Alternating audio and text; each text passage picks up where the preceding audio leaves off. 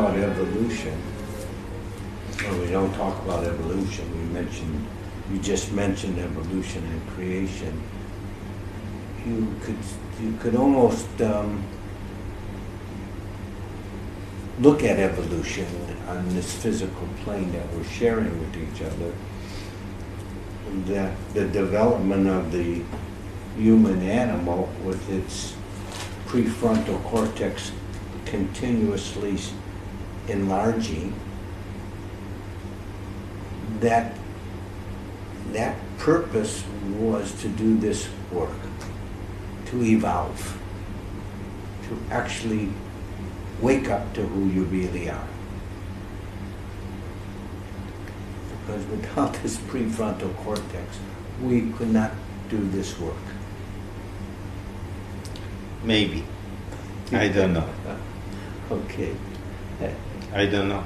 I know if we remove it, it won't matter anyhow.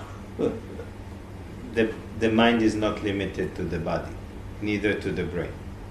That's why when people more recently was coming out to different people who really were in the field of medical surgeons, brain surgeons, and different people who had disease physically, or the body was dying, and suddenly their mind left the body, because the body is in the mind, and suddenly the healing was happening spontaneously with the mind.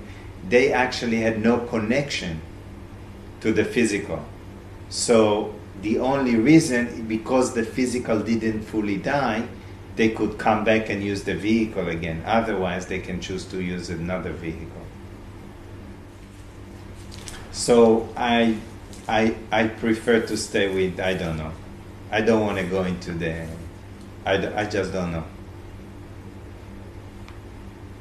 We're again still too locked into the belief that the mind needs the body, not recognizing that the body is a conceptual image, a projection in one's mind.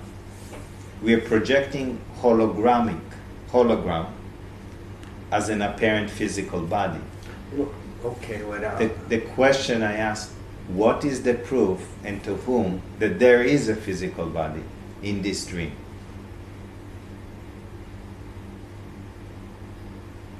Because we can touch it? The mind has, the mind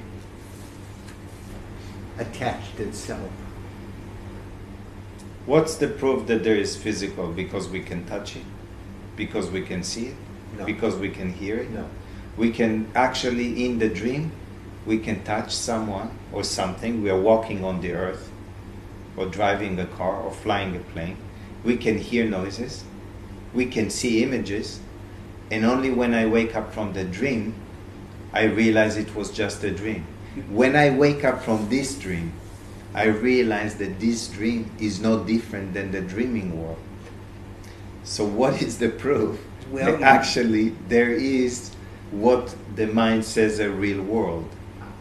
I cannot debate that. I can only say if somebody had that experience, what we call out-of-body experience, like you said, and the mind left the body and the body then healed itself. There was the body and the mind left. I had few times out-of-body experience because I was exposed to a practice of astral traveling, and I was foolish enough, and I say it, foolish enough to practice it. And I actually went backpacking. While I was practicing, I was for a few weeks practicing the practice, and suddenly I was alone backpacking. At night I was dreaming, and suddenly I came out of the body, was watching myself physically in the tent, and I wandered around. And then eventually I came back into the body. So what happened? What happened? Yeah, what was the mind left the body? Yeah. That means it did not need the body. Why? Because it was dreaming it all up. Yes, but the body was there. In the dream. When you say the body is here, are we dreaming it or not? I say yes, we are. The sages come and say, yes, you are dreaming it. We all collectively dreaming it. Actually, what we call, Nazir Gadata said, somebody asked him about the universal mind and the individual mind, the collective. And Nazir Gadata said, the collective for you is personal. You are projecting you and the collective, or the collective and then you inside the collective. It's all your own projection. So I keep it that with the body, physical, this I prefer maybe. I don't know. Doesn't matter. Yeah, I don't want to analyze the physical objects. I would leave it to the scientist. I'm interested in realizing that which is real. I'm interested to realize who I truly am and establish eternally as that. All the rest. Person that or the knowledge that we receive from another man also said that this is the real science. Yeah. Also Nagaraj used to say, if you would compare it to science he used to say it's not accurate. Maybe he changed his mind, I don't think so.